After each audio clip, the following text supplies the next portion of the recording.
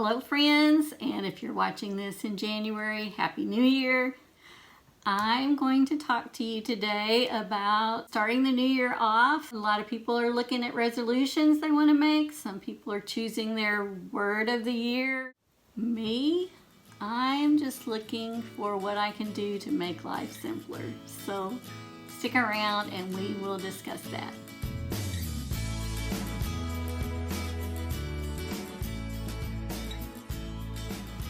Welcome to my dining room table here in Louisiana, where I wanted to sit down and talk to you today about some things that we can do together to simplify our lives in the upcoming year. No matter what time of year you're watching this, it's never a wrong time to start simplifying. So today I'd like to share with you 7 things that can help to simplify your life. There's way more than 7 ideas, of course, but for the sake of time, we're going to keep this message to 7 items. And the first thing that I want to mention to you, you can probably guess, is to simplify your wardrobe. You know that the more things you have in your closet, the harder it is to pick out what to wear each day. I simplified my closet a couple of years ago, and it's a continual process that I go through every season to cut down even more. But I want to assure you that it is so much easier to get ready in the morning when you have a simplified closet. So go through and pick out the things that are your favorites, the things that you really love to wear, the things that fit you well, the things you're comfortable in, the colors you like to wear, and those other things that you just pass over almost every time you go in your closet. Remove those from your closet. And if you feel like you're not ready to donate things yet or actually let go of things, put them in a tote and store them away for the season, and then see if you really do miss them or not. That's the beauty of Project 333. If you've not heard from that, I'm going to link to one of my videos about that up above, and I'll link to it in the description as well. But that's a great way to limit your wardrobe, put things away. You don't necessarily give them away or donate them yet, just to test it out and see how it goes. But I promise you, you will see a difference if you declutter in your closet. Number 2 is simplifying your email. And if you're juggling work email and personal email every day, it can really get overwhelming. Here's a couple things that I recommend that you do to kind of set boundaries on how much time you're going to spend at home checking email. One of the best things to do is to unsubscribe to a lot of emails that you're signed up for. If you're on the email list for a lot of different retail stores, you can always go check out their website and find out their deals on your schedule and not their email delivery schedule. So take the time to scroll to the bottom of some of those emails and look for that unsubscribe link, and that will save you a lot of time. Also remember that the spam button can be your best friend. Here's something that I struggle with when it comes to email, and that is conquering FOMO, the fear of missing out. I'm afraid if I don't check this one store's email, maybe I'm going to miss out on something big. I'm just curious sometimes, and I think, well, I've got to check and see what they're sending me today. It might be something I really need to know. But I am learning to just hit the delete button instead. If I know I'm not going to be shopping, I don't need anything from that store, there's no reason for me to be curious about it. I need to take hold of the reins, use my power to just hit that delete button. It feels pretty good once you do that. Harness that curiosity and use it for something else. Be curious about what's going on with your spouse, with your children. They may be sitting right there next to you while you're checking email. So make sure you're not missing out on what's important, what's going on with your family. Another great habit to put into place is to simplify your work-home life balance. And this is a tricky one. Maybe everyone listening has not got a job outside the home, but even if you do have a job inside the home, that's still a balance that you have to maintain. So here's a couple of things that I would suggest. And one is to make the most of your commute time. You could use this time for listening to a podcast or your favorite music. Singing along with radio is always a feel-good thing on the way to work. Something that I do every day is I call my mother on the way to work. I have a 15-minute drive to work, and that's our daily check-in time, and we have really grown to love that time together that we spend every morning at 8 o'clock, just checking in for a few minutes on my way to work. Think of ways that you can enjoy your commute time.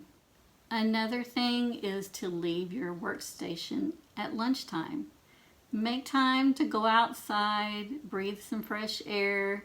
You can use your lunch break to text one of your good friends, or to take a walk, or just to sit and be quiet and practice gratitude. But that time away from work in the middle of the day is a good way to help with that balance. You could also inquire about flexible work hours. You never know until you ask. Since the pandemic, so many people are working from home and a lot of us are still in the office. Maybe your employer might be acceptable to letting you come in 1 hour late one day a week and work a different schedule. You never know until you ask. I would hope that you don't fall into the trap of just working for the weekend. So take the time to schedule something on Wednesday night or Thursday night. Maybe schedule time for a hobby that you really enjoy, or going out to the movies with your spouse or your family. Promise yourself not to trade your busy office for a busy home. Try to make your home a haven. Light a candle, fix yourself coffee or tea, and sit and enjoy that. I'm also going to link to a video up above for 3 tidy tasks that I found that really help me feel less stressed when I come home from work every day. So I hope you'll watch that. We all have to eat every night, so why not try to simplify your meal planning and dinner time? I'm not one to think that you have to have something special for dinner every single night of the month. I don't have any problem with repeating meals. Some of you may disagree, and that's perfectly fine. If you love to cook, go for it.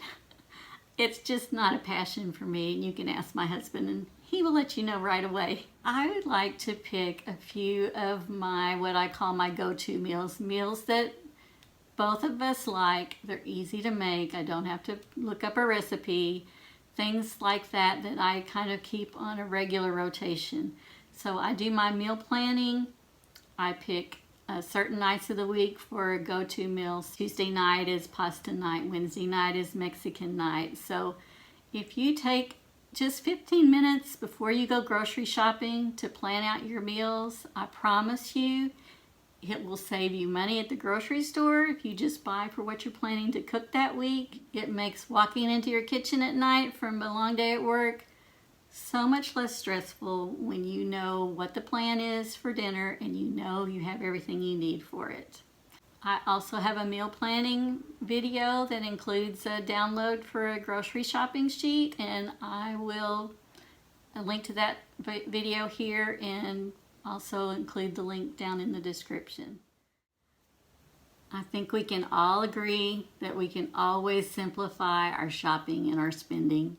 Do you ever find yourself going shopping just for something to do, just because you're bored? I used to go to Marshall's just to see what kind of bargain I could find, or go to Target because I was done with my regular errands, but I don't do that anymore. I have really made a concerted effort the last couple of years to only purchase things that I need. So think about that the next time you see a top that's on sale and say, do I really need that top? And if you don't really need it, save that money. Put it in your pocket, put it in a savings account, save it for an experience rather than buying a thing with it. Save it for dinner out with friends or a special trip. It's not just about the money, it's the time that you're spending as well. So think what you could do with that time rather than shopping. That you could visit a loved one or play a game with your kids, or go for a walk. You know, the things that we say, I don't ever have time to do that. Boy, that sounds nice, but I just don't have enough time to do that. Well, think about giving up some of your shopping time for that. Let's also work on simplifying our thoughts and our time, our schedule. Get out a notebook, or if you use a planner, whatever, but just write down everything that's swarming around in your head. There is just something magic about putting pen to paper and just put all your thoughts on a piece of paper. And don't worry about categorizing them or organizing them. Just do a brain dump and write it all down.